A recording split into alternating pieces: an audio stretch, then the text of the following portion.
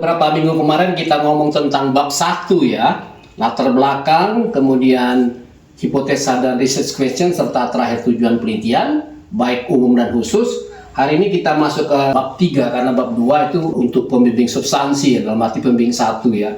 Karena saya sebagai ahli metode penelitian itu di pembimbing 2, jadi kita ngomongin tentang metode penelitian. Ini bab 3 maksudnya, masuk ke metode penelitian. Ya, ke metodologi penelitian, metode penelitian, bukan metodologi ya. Metodologi itu ilmunya gitu ya, metode penelitian atau metoda gitu ya. Dalam metode penelitian yang pertama biasanya kita tulis di proposal itu adalah jenis penelitian ya, jenis penelitian. Nah, ini harus jelas dan lengkap gitu ya. Nah, jadi jenis penelitian itu balik lagi ke hierarki studi ya. Ke hierarki studi seperti di awal sudah saya jelaskan, hierarkinya itu ada dua, satu deskriptif, deskriptif ya. Yang kedua adalah analitik ya. Nah, analitik. Yang deskriptif itu ada 7 gitu ya. Jadi mulai dari case report, case series, kemudian uji diagnostik atau juga bisa disebut uji akurasi gitu ya. Yang keempat adalah prevalence study atau disebut survei, prevalence study atau survei gitu. Nah, yang kelima, 6, 7 ini bidang farmakologi sekali, bisa drug utilization study atau disingkat DUS, define daily dose, dan yang terakhir adalah secular trend analysis atau studi ekologi ya, secular trend analysis ya. Nah, yang analitik ini dibagi dua, yang observasional, yang pertama ya, yang kedua adalah A, B, yang kedua adalah eksperimental gitu ya, eksperimental ya. Nah, observasi ini ada 3, cross-sectional, seksional, case control, dan cohort ya. Cross-sectional, cohort, atau yang terakhir adalah cohort ya, salah nih, case control mestinya ya, ini case control kok, case cohort ya. Nah, kalau yang eksperimental ini ada 4 gitu ya, yang in vitro dulu ya, in vitro dulu, kemudian in vivo, kemudian in silico ya, yang terakhir adalah RCT pada manusia. Jadi waktu menulis jenis penelitiannya kita tulis secara lengkap ya, mesti secara lengkap dia ya. Jadi misalnya tulis jenis penelitian adalah apa gitu ya. Jadi misalnya ditulis jenis penelitian nomor 1 ya tadi ya, jenis penelitian misalnya. Nah, kita tulis penelitian ini ya, penelitian ini dalam bentuk deskriptif misalnya, atau penelitian deskriptif yang mau dipendekkan jadi dalam bentuk deskriptif ya, deskriptif. Oh, ini salah, sorry. Penelitian ini penelitian deskriptif saja langsung ya. Penelitian ini penelitian deskriptif, penelitian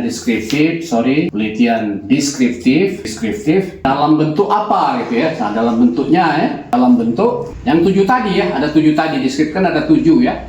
Misalnya dalam bentuk, kita tulislah apakah case report ya, apakah case series ya, yang 7 tadi ya. Nah, demikian juga kalau penelitian analitik ya.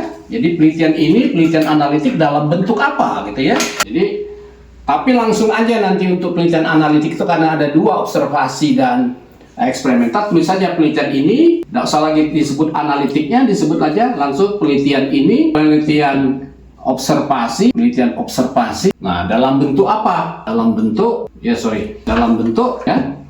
yang tadi ya, ada 3 tadi ya, bisa cross-sectional, case control, atau cohort gitu ya. Nah, yang terakhir ya kita sebutlah, yang terakhir itu adalah penelitian ini, penelitian eksperimental. Jadi kita ganti ya, penelitian eksperimental yang nanti ya. Penelitian ini penelitian eksperimental dalam bentuk apa? Penelitian eksperimental ya, dalam bentuk ya, in vitro kah, in vivo kah ya, in silico kah, atau RCT ya, RCT. Nah, untuk yang eksperimental ini, in silico ini yang menurut WHO dan FDA hanya waktu adanya kasus luar biasa ya, yang kemarin misalnya ada COVID. Tapi kalau untuk kepentingan penelitian tidak boleh sebenarnya ya, untuk skripsi, tesis ataupun yang lain tidak boleh. Yang boleh adalah in vitro, in vivo, dan RCT gitu ya.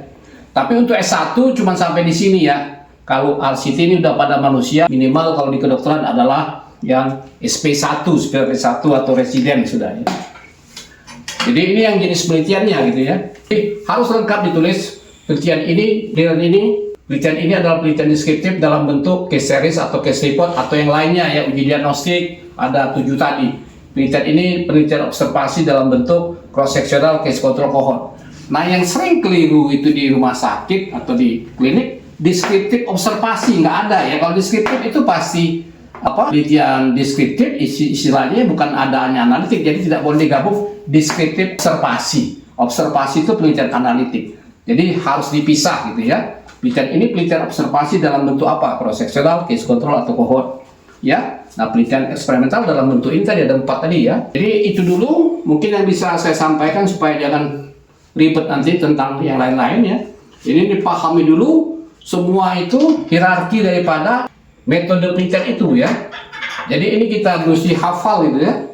Yang untuk para mahasiswa ya atau sejawat sekalian, jadi harus dipahami dulu. Jangan nulis saja penelitiannya apa, harus jelas gitu ya. Jadi penelitian deskriptif dalam bentuk apa? Pilihlah 7 itu. Makanya judul tidak boleh karakteristik atau gambaran umum. Karena kalau karakteristik gambaran umum, Anda hanya menjawab 2 saja, judul dan tujuan penelitian, tapi metode dan analisanya tidak bisa digambarkan. Ya, kalau sudah tertulis begini, orang sudah tahu analisanya mau kemana.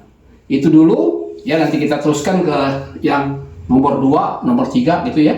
Untuk selanjutnya ya, sampai ketemu. Terima kasih telah menonton. Silakan subscribe, like, and share. Ciao.